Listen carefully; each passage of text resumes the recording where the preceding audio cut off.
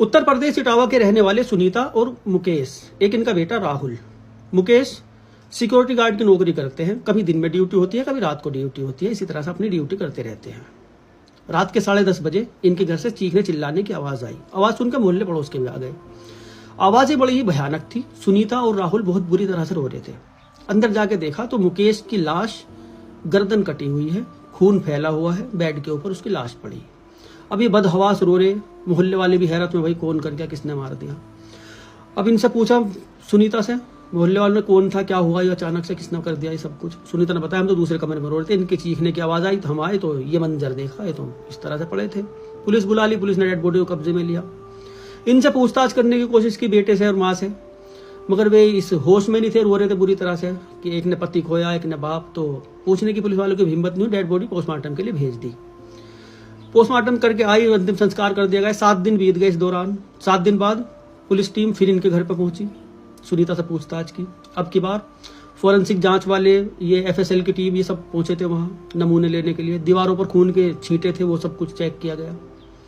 सुनीता से पूछा क्या हुआ था उस रात को। बताया कि मैं तो वहां सो रही थी, इनके चीखने की आवाज आई, इस तरह से हम आगे देखा तो मरे पड़े थे। ये इन्होंने बताया। सुनीता के बारे में और मुकेश के बारे में बाहर पूछा पड़ोसियों से। पड़ोसियों ने बताया इनका जो बेटा है राहुल और सुनीता, ये बेटा इनका सगा बेटा नहीं है। 2 साल पहले इस बेटे को इन्होंने गोद लिया था। जवान बेटा है ये जो आप देख रहे हो, गोद लिया था। और ये माँ बेटा कम और दूसरी तरह से ज्यादा रहते थे, इतना ही पता है। पुलिस को सुनीता के ऊपर शक हुआ, इससे सख्ती से पूछताछ हुई।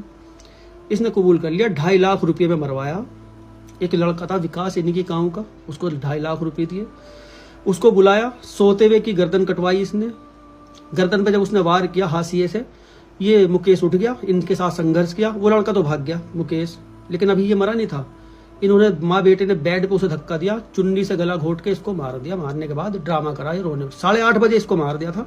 2 घंटे तक ये बैठे रहे। 2 घंटे बाद इन्होंने ड्रामा किया था रोने पीटने का कि कोई इसको इस तरह से मार गया। अब